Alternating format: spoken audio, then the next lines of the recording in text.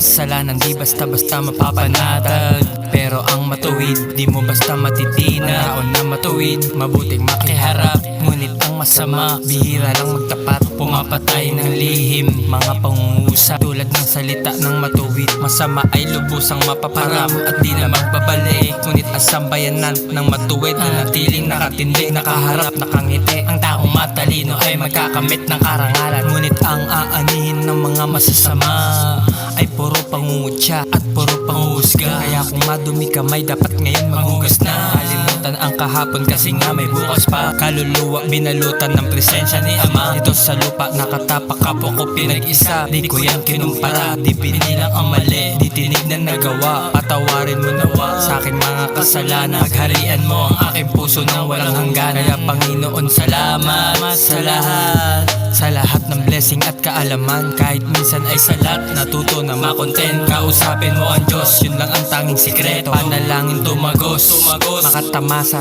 at maranasan magandang kapalaran. Kung lakbayin kahit na milya-milya pa ang layo, para sa sarili, pamilya yan pangako. Sa ating nag-iisang Panginoon, sa'yo lang magtitiwala noon hanggang ngayon. Darating ang panahong bibigay mo din sa akin ang nararapat, karapat dapat pagpalain. Maabot mga hangarin, di malabo, basta kasama mo si God, buhay magbabago.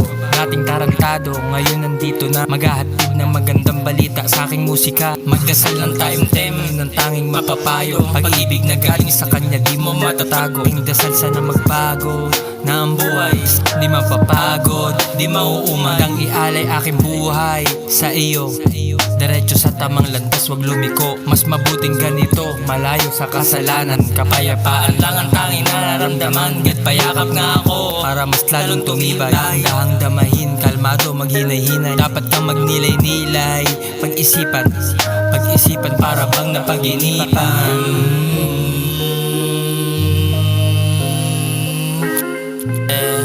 Salamat sa ating Panginoon, puro pasasalamat lang. Amen. Yeah. Papuri sa Panginoong Diyos.